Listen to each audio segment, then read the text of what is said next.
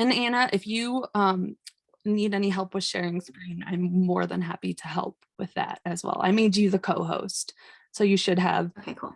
Screen sharing capabilities. All right, we'll see. As of today, this is the first time I've ever screen shared. So thank you guys so much for being here this Thursday evening. I hope you have a nice hot cup of tea or a cold beer to accompany you in this presentation. I am going to be talking about wild horses and burros from my experience, from what I know from my graduate project at Western Colorado University. And I'm super thrilled to be here. Thank you, Hannah, for approaching me and letting me do this. So it's been fun to prepare and relearn this stuff. And before I get started, this will be about 30 minutes roughly. I'm going to give a little background about myself and also hopefully leave enough room for us to have a discussion or ask a bunch of questions, because typically this topic stirs up a lot of questions. So like I said, my name is Anna. Oh, somebody's coming in. Here we go. And I'm originally from Alabama. I moved to Gunnison, Colorado to join the MEM program, which is the Master of Environmental Management program at Western. And I have lived in the Valley since. I graduated in 2020 with an IPLM. So those of you who don't know, it's an integrative and public lands management tract through the program in 2020. And yes, it was kind of a weird time to graduate right at the start of the pandemic. So interesting time. But here in the Valley, I've done all sorts of things. I've been a ranch hand, a park ranger, now I'm a news reporter for the Gunnison Country Times, which is a local newspaper here, for those of you who don't know. And this summer, I will be a range technician for the Forest Service. So I can't seem to make up my mind on what I want to do, but I'm really excited about it because I get to ride horses and see how range land management really works firsthand. So enough about me, well, kind of about me. So the MEM program requires us to do this project that's 600 hours, and it's kind of loose. You can do whatever you want as long as it fits a criteria that has an environmental element that can be passed down, built upon, that can benefit a community. And I was enrolled and preparing to move down to Gunnison with no idea what I was going to do for this big project of mine. And I was a ranger at Mount St. Helens National Volcanic Monument and went down to Oregon with some ranger friends. And one of my friends turned to me and said, "Hey, did you know that there are wild horses in Oregon and there are too many of them? And then they round them up. And then these prisoners train them to get adopted by just anybody." And all of that blew my mind. And I was like, I have to do this for my graduation project. I have to somehow, this has to be relevant somehow. And it turned out that it was. And I got all these great connections through the MEM program. And that's kind of where the story begins. I was an outsider. I knew there were wild horses somewhere, but I didn't know really much about them at all, even though I love horses. So I think this would be a great time to finally share my screen and give you guys this presentation. Wait, can you guys see that? I think you can. Yes, Anna, we can see it. Sorry. Thank you. Sorry. I'm so glad I'm doing this right. You are. I've really never done this before. It's crazy that I haven't. Millennial. Let's see. All right. So this is my fancy recycled graduation presentation. But I hope you guys enjoy it. I have some good images and footage that I took myself. Anyway, I knew that this had to be a story. There have been scientific papers out there about it. There are documentaries out there about wild horses, but never a podcast. Okay. And I was a huge podcast nerd, and I still am. I love to have my mind blown while I'm washing the dishes. And I knew that there was a place for this story, no matter how badly I executed this project. I knew that it would really fit a need in the podcast world, and it hadn't been done yet. So I had just one little problem. I had never done a podcast before and hardly ever interviewed anybody before, and am a huge introvert, but somehow here we are. And this issue is pretty messy. I'm gonna show you some videos. These are wild horses these are in Wyoming. This is a very messy issue, and there are indeed wild horses in the United States. There are indeed too many of them. And that's not something that I knew, and I dove in and I made a podcast. And this was 2018. So maybe every other person and their mom had a podcast, but since the pandemic, now everybody and their mom has a podcast. So it's not just some sort of foreign thing to people anymore. But here's what you should know. And this is what compelled me about this issue and why it has so many gray areas and so many nuances. So let's go back in time a little bit. So there were wild horse species, an equine species, if you will, on this continent millions of years ago. And they were here for a very long time. And then about 11,000 years ago, they disappeared. And we don't really know why. Some argue that they crossed over the land bridge and never came back, the one over into Russia. Some argue that they got wiped out by something. Either way, the fossil record reflects that they were gone for like a really long time, for thousands of years. And then they came back with the Spanish conquistadors in the 1500s. We can trace a lot of these Mustangs genetics back to those original Spanish horses. And fast forward, like most things in the West, their numbers began to dwindle. We kind of saw them as a culture as pretty feral around the mid 1900s. It's really weird to say 1900s. They were, wrangled up, they were shot, they were taken for slaughter to pet food suppliers. They just weren't really valued very much. And this lady that we call Wild Horse Annie kind of got this legislation rolling where she got all this energy behind this issue and wanted people to start caring about these horses because they are part of our heritage in a way. They're pilgrims just like us. They came to this new world, quote unquote, and were tough and resilient and adapted and are still here and are left over from the world changing pretty much. And so she got a lot of people behind that, and eventually Congress passed an act to protect them in 1971. And they looked at the numbers and where the horses were in each state, which were mostly the Western United States. And they set what's called an appropriate management level, which is an AML. I probably won't use that acronym very much at all. But just if I do say AML, that's what I'm talking about. Over all of the United States and within each state. And they set it at around 27,000, said we need to keep these horses here in these lands. They're mostly on the BLM lands, Bureau of Land Management lands. So you guys, you're in charge of it. BLM, you're going to help protect these horses. We can't shoot them anymore. We can't slaughter them anymore. We have to really treasure these Western mascots. And that's what we did. And it was all well and good. It was great. It was good intention. And then fast forward to 2022, this is what we have. So these are really specific numbers, and it kind of makes me laugh because there's no way they could know for sure. But the appropriate management level was set was at 26,715 for wild horses. And burros, I keep saying burros if any of you guys are confused. It's burros, which is Spanish for donkey. So yeah, we have donkeys out there too that are wild. It's pretty cool.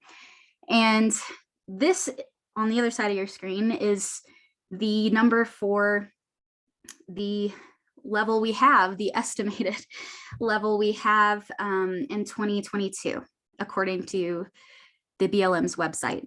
And I've heard even 4 years ago, there are estimates of upwards to 100,000 horses and burros out there.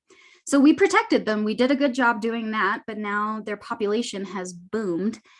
And we have to figure out how to solve this issue, because on the totem pole out there on the Western rangelands, you have wildlife, and then you have sheep and cattle, and the black sheep is my favorite part. And we prioritize that. So what do? We round them up in groups from their herd management areas. These horses are going into a corral, and they will eventually go into a truck and then to a holding facility. I took this back in Utah in 2019 when the world was somewhat normal back then. And this is how much it costs. So it's a lot of money. These are taxpayer dollars. And got another person coming in here. And this is a holding facility. Okay, this looks really sad, but this is more of a temporary holding facility that I visited in Burns, Oregon. These horses are ready for adoption. They were pretty much healthy looking and okay. I drove around a little bit and I talked to a BLM official there. They were separated by gender, by age. And then long-term holding facilities, if the horses are much too old or haven't been adopted within 3 tries, the horses go to like a pasture in Oklahoma, pretty much. So it's a totally different life than what they're used to, but it's not as daunting as facility sounds, but it's not great either. So this is how many horses are in these holding facilities, long-term and short-term. They're almost 60,000. When I first did Wildish, this podcast series, it was almost 50,000. So we've bumped up the number quite a bit. And most of the expenses for the BLM and the Wild Horse and Burro program are feeding these horses in these holding facilities. So it's a lot of money. It's not sustainable to feed 60,000 horses over the course of their lifetimes with taxpayer dollars. So that's one thing.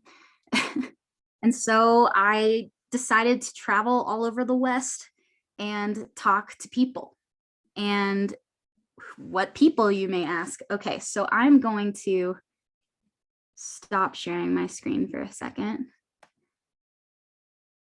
All right. And if you guys can see me, do a little interpretation here with my handy dandy notebook. All right. So I've used this image, this notepad little project thing here every time I've talked about this, and it usually works. It gets people in the mindset. Okay. So this is a spectrum. If you can see my little line, I'll even write it. All right. And people exist inside this spectrum. And so we'll say this side is people who don't think the wild horses and donkeys should be out there in the first place. They're an invasive species. We need to prioritize fully either wildlife or stop these wild horses from competing with water sources with wildlife or livestock that we have out there on the rangelands. These people say no wild horses. Over here on the opposite side, these people say yes, wild horses, the government needs to keep their hands off the wild horses. They need to let them be free. They need to let their population boom and bust naturally. They have a right to be out there, and we need to keep the momentum going to keep them as a treasured symbol of American history. And there are all sorts of people inside of the spectrum, right? So these are the fringes.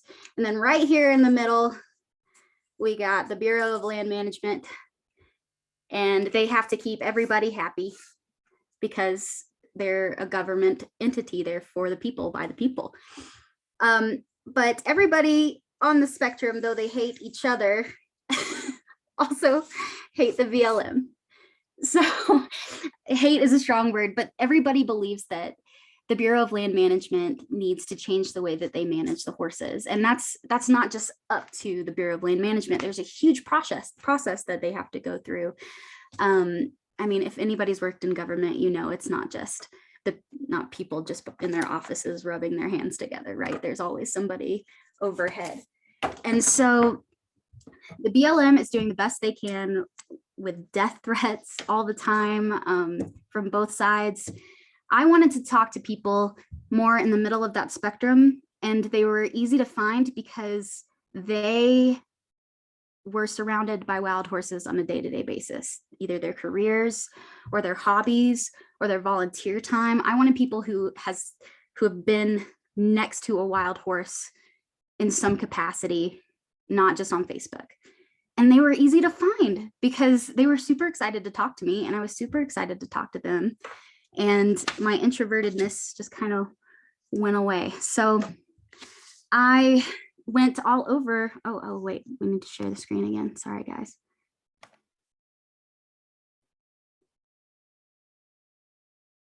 Okay, cool. I went all over the West with my little recorder and my fake cowboy boots, and I talked to several different people. The first wild horses I ever saw were actually in Colorado, in northern Colorado, in this place called the Sandwash Basin. And I went out with a volunteer PZP darter. Now, I'm not even going to try to pronounce what PZP stands for, but it is a birth control dart, essentially, which kind of sounds insane, but it's a thing.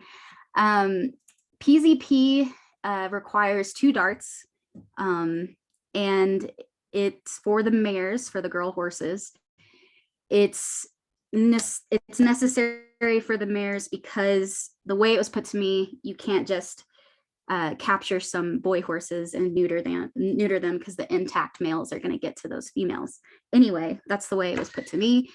And so these volunteers, most of the time volunteers go out and they have a little spreadsheet. And the woman I went out with, she had a spreadsheet.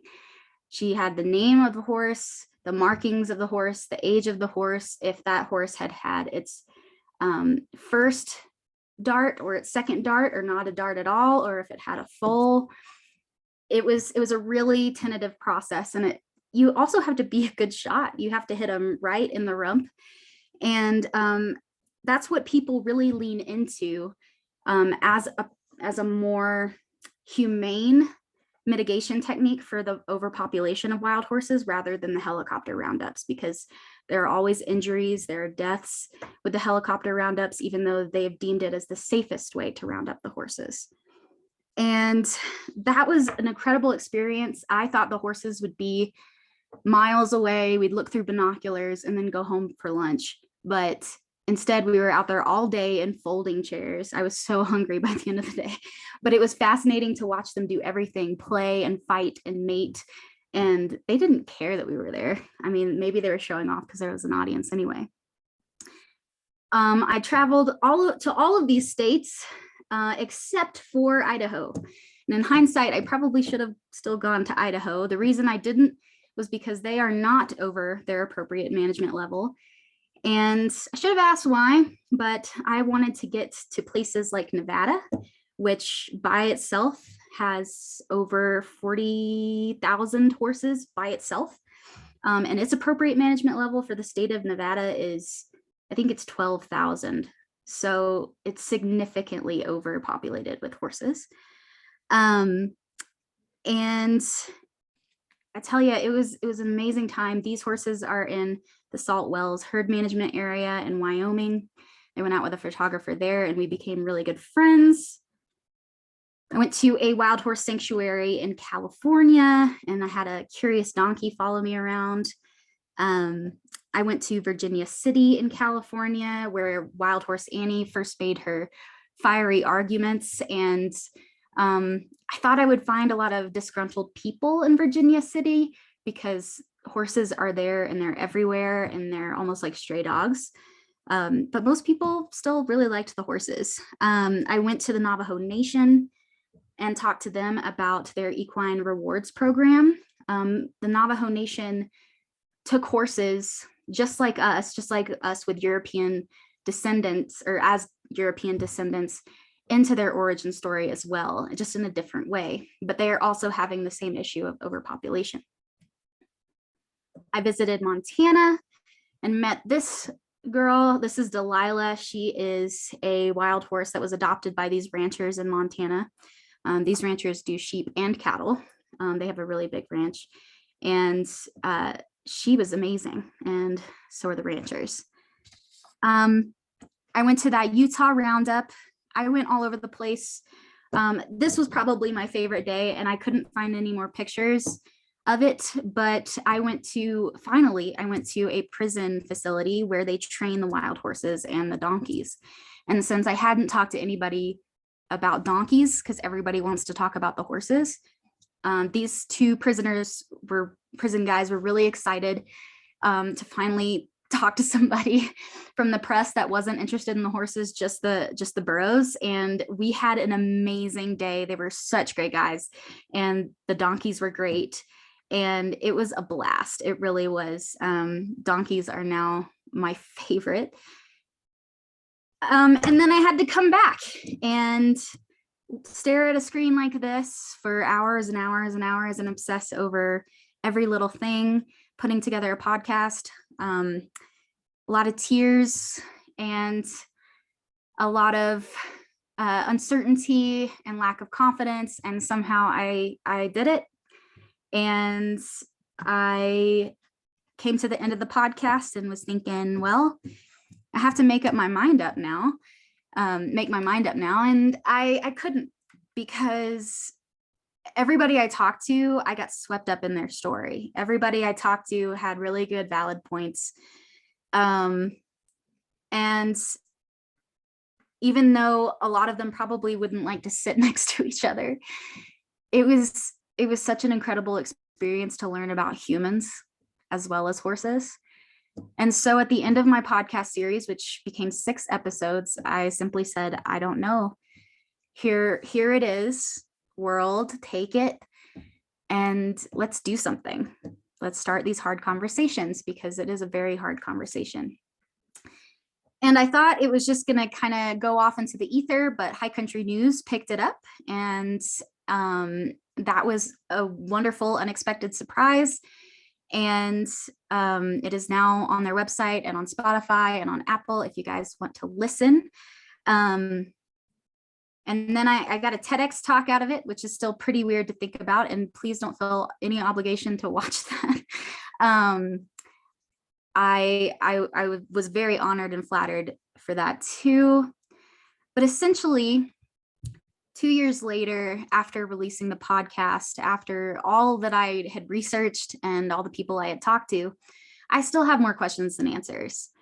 And one important thing is something kind of groundbreaking did happen when I had released the podcast.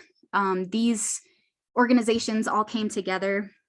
It was the National Cattlemen's Association, ASPCA, Return to Freedom, which is a wild horse advocacy group, and of course the BLM, all came together to put together this proposal to increase funding for the wild horse and burro program and to more aggressively try to manage the population. And it's pretty groundbreaking, yes, and it passed, but a lot of organizations, a lot of people didn't like it. They thought it was too aggressive. It's still very controversial. And in 2021, We had more roundups than we've had since 1985. I think we rounded up thousands more horses than usual. For 2022, they want to round up about 20,000, remove 20,000 off the range if they can through these roundups. I don't know if they'll get to that number or if that's over just the year or 5 years. But it is a big deal. And those horses that I saw in the salt wells and in the Sand Wash Basin were had really big roundups there. And so I'm sure a lot of those horses that I saw might be off the range, but I'm not sure. And anyway, so in conclusion, I've probably forgotten a million things, and I would love your questions. I'd love discussion. And I'm really thankful that you guys are here to listen to me ramble about this. I'm really passionate about it still, even after 4 years of thinking about it. I thought I'd be really burned out and sick of horses, but I guess I'm not. So with that, I want to thank you. I'll stop sharing my screen and we can enter into the question and answer portion of the night. Awesome. And like I said, I'll be monitoring the chat box. So if you want to just put questions in the chat box, you're more than welcome. I guess that I had a question, Anna, regarding your presentation and kind of your experiences. I know we've talked about this briefly, kind of about the people you've talked with. What were some kind of big overarching themes that people said to you when you brought this discussion to them? Themes that stood out that was common across the voices of people to ones that kind of surprised you, like, oh, I was not expecting someone to say that. I'd love to hear more about that if you would be willing. Yeah, I'd love to answer that too. So a big theme that people had across the board was leaning more into fertility control, the PZP darting specifically. I mean, it's a lot. And I think that as of now, the BLM has more funding for that. So it's not just volunteers. That was a big theme throughout. If you have to do something, do that.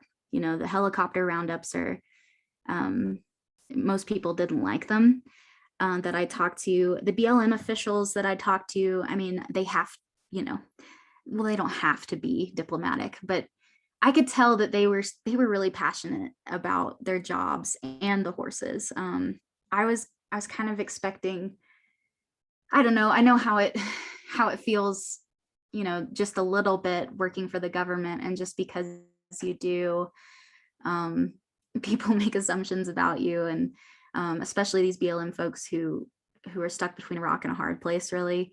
I expected a lot more burnout than I got. You have to really love your job to stay in it. That's something that I heard from the BLM officials. Otherwise it would be just too exhausting. So that surprised me. And I mean, the other thing that surprised me a lot was talking to people who, like I said, would probably not sit next to each other in the same room, but they would make me laugh so hard. Like they were just people with stories and perspectives and opinions and jokes, and that was really pleasant and wonderful. And it's so easy on a screen or whatever to dehumanize people, and so that was a really refreshing thing I learned in my journey.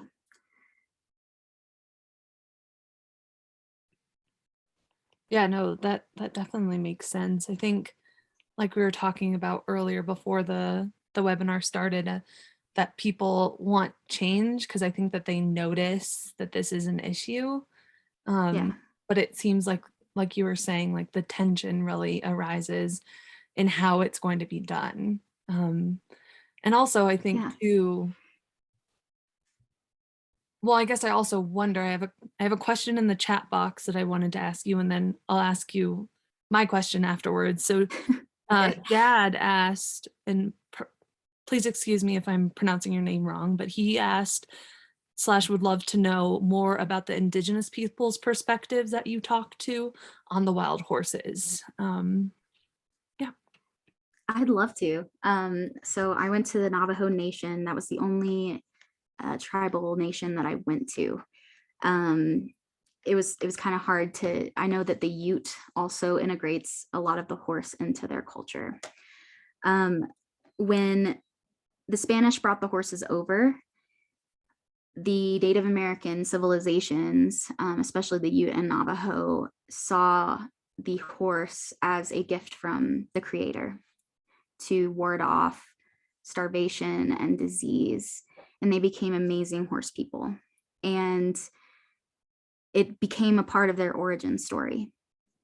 In the Navajo Nation, with that in mind, with that perspective, they still have a very similar situation going on where they're trying to incentivize people to bring in wild horses and donkeys and other livestock, of course, but to bring in a wild horse that isn't branded, that doesn't just belong to somebody, they get around $100 for that, because the Department of Agriculture in the Navajo Nation, they know that their land cannot sustain as many horses as they have on their land. And they even, I don't know if they proposed or built a processing place for horses that was shut down, but that would mean that wild horse meat would be used. That is a concern that a lot of advocacy groups have about people buying horses, wild horses, trucking them across the border to Mexico and to Canada, because they use horse meat, but we do not. But even as an origin story and a part of their culture, the Navajo considered that a lot as an option, as a solution to their situation. So I find that really interesting, because it's such an emotional issue, especially for them. Does that answer your question? Yes, he says thank you, or they say thank you.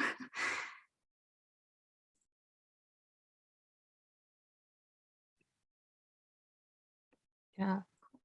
I guess I was wondering too, because you touched on policy a little bit. Were you able to chat with anyone that has utilized policy and found it to be effective for other issues in land management? The reason I ask, because, you know, I feel like we always, as land managers, I guess I can call myself a land manager, I don't know. But as I think you land can. managers, you know, we don't always need to recreate the wheel if there's a solution that can work, but it can just be adapted a little bit. Did you Yeah. ever, you know, chat with someone about, from a policy side or not even a policy side, about other potential solutions that could work, that have worked in other situations? Yeah, I had an off the record kind of conversation with a BLM official that I totally lost my train of thought. That maybe we should get our hands back into the original act itself, like go back to the roots and find what and amend it, I guess, to better serve what's going on now with a booming population of horses, leasing cattle grazing and sheep grazing, with climate change in mind, with our land starving for water more and more, with the social component in mind, maybe predators in mind. We heavily manage our predators, our natural predators out there. Go back and redo the thing. I guess it wouldn't be really redoing, but amending it to better serve us. And that was a really interesting conversation, where he kind of challenged me to think of a solution. And been agreed. And I think that might be it, because honestly, I have no idea, you know. So does that answer your question? Yeah, I think so. I think like, yeah, I feel like it's probably kind of a weighted question, and there's really like that's kind of a hard one to come by about for an answer. But I think Yeah. you provided clarity for sure. And I'm sure there are people with better ideas and more knowledgeable about policy and science. And I mean, I kind of just put my hands in all of those things, but I never mastered any of them, right? I just told this story. And so I'm eager to hear anybody's ideas. And I think it's great. It's good for the conversation itself. Yeah, absolutely. Does anyone have any other questions? Melanie, is that you saying you have a question? Oh, hi, Melanie. That is me. Sorry for zooming from my kitchen, but thank you for the lovely dinner time conversation. I really enjoyed listening to it. And I loved, Anna, your diagram showing the spectrums and the sort of impossible job of the land manager in the middle. And I would love to hear your thoughts. And you spoke to this just now a little bit in responding to Hannah's question about the impossible work that the agencies have. But I wonder if you could like train managers for one skill that would inform this conversation. Like, what do we need to be able to do better? I feel like your podcast is so much about like listening and hearing people's stories. Is there a way to integrate that into the sort of boring policy work or the day-to-day management work that these managers are trying to do? Yeah, of course, that's a great question. I think it starts with, I know from my personal experience when I'm in those positions, and granted, I've never worked for the BLM or the Wild Horse and Burro program, but in my government work, I've always just kind of felt like a cog in a machine. And sometimes it was really, it was disheartening at some points, but then remembering that you're not just a cog in a machine, you're kind of the face of this thing that we created together as a country, and that you can help put a face to what we're doing to these systems and have empathy for these people who are coming to you, maybe complaining, maybe hot-headed. I mean, you shouldn't put up with, anything more extreme than that, and have listening ears, and not just fake it because people can sense that, and not just brush them off because you're tired of hearing it because people can sense that, but just know that you still make a difference, even if it's one-on-one conversations with people and you're at the bottom of the totem pole, but it gives people, oh, this is a person, not just a uniform I'm talking to. I think that's what I would say. So I love that. It puts a great weight on whoever's wearing that uniform, right? Like I know. voicing this whole entity in the sort of channel. Yeah, sorry. That's true too. Sorry. But an opportunity. I mean, I think I agree with your perspective that they have a huge opportunity to just, shift the conversation even so slightly. Yeah, absolutely. For sure. Yeah, that was a great question. Thank you.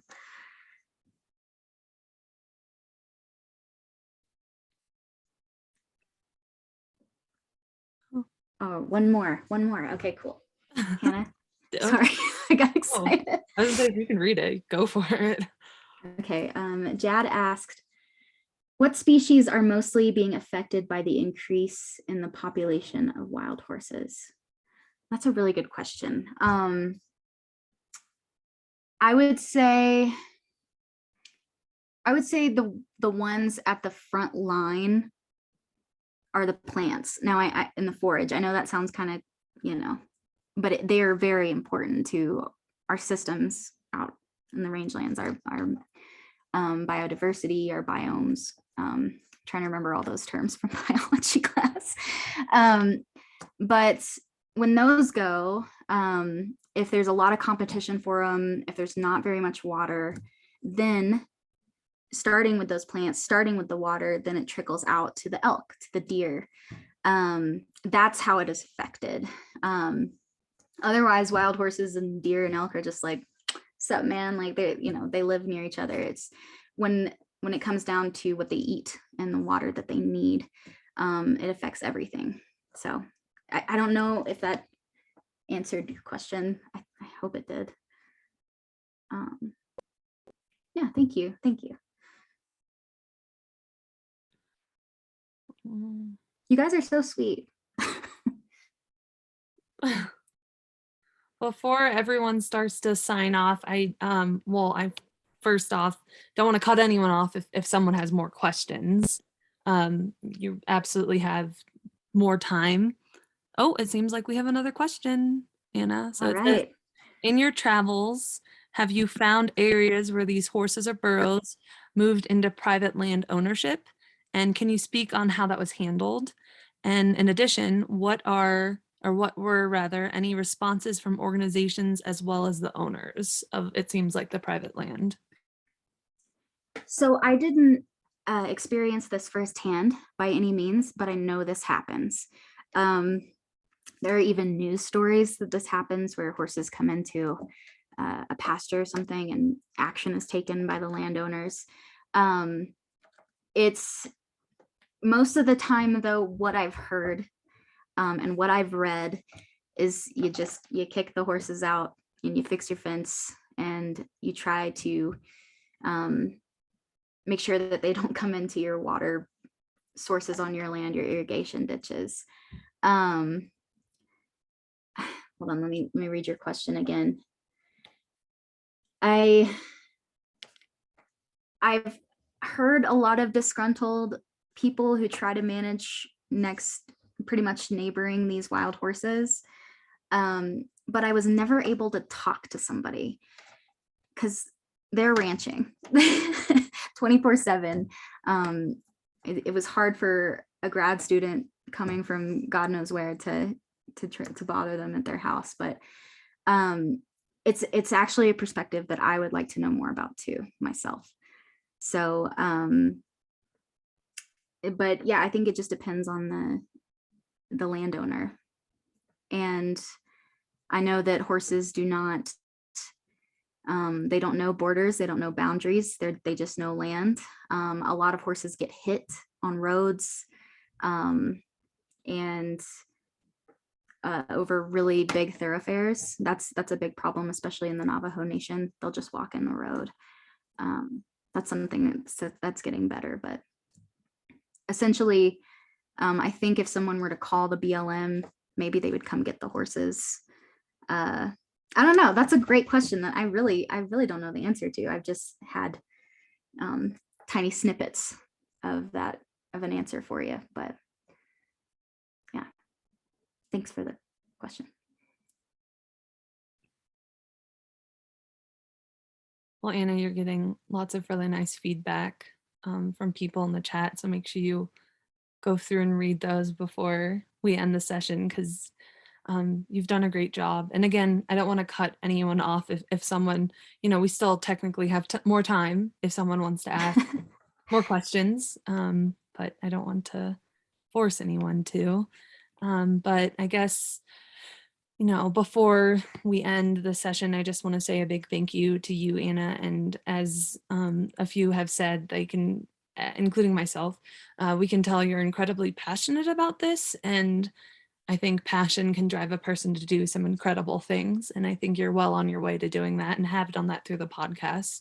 So thank you, obviously, for your time and effort into this and for giving this presentation. And then also thank you to the folks that joined in on this.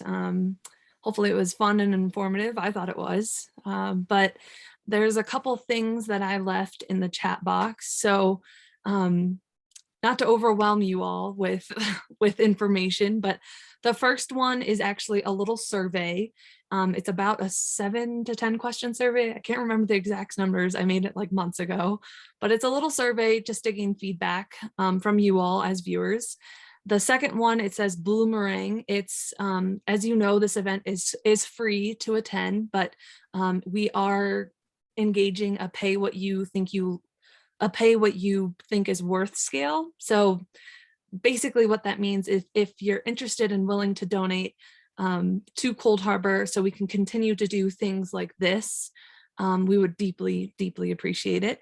And then the last link is our website where you can, read bios for people. Gosh, I can't even remember what's on our website. Read bios, donate. You can also sign up for our newsletters as well. So a lot of information shared at or thrown at you all. But if you have any questions, I did forget to share my screen. I'm gonna share my screen so you can see my email. You are more than welcome to email me. Maybe there it is. You're more than welcome to email me with any feedback, with any questions that you have. And you should be able to see my email now in front of you all. So yeah, if no one has any other questions or anything like that, unless Anna, you want to add more to what you've said, which you're obviously free to, we can end the session. Yeah, I'm great. I will put my personal email in the chat. I still get a lot of questions about wild horses. So if you guys think of one later or at midnight tonight and you wake up in a fright and you want to ask me a question, that is my email right there. Don't forget the B. There's an Anna Coburn in California, annacoburn@gmail.com that gets all my emails. So put the B in there. But thank you guys so much for your questions and your participation. And yeah, this was great. Thank you so much, Hannah. Of course. All right, folks. And like I said, I recorded this. So if you want to see it again, we'll put it on our YouTube page probably by tomorrow. And again, Anna, thank you so much for your time. And thank you to all you folks for attending. I think I'm gonna stop sharing for one, and then I'll probably end this Zoom call. Thanks, Anna. Thanks, All right. Anna. Thanks, Bye. Harvard. Thank you.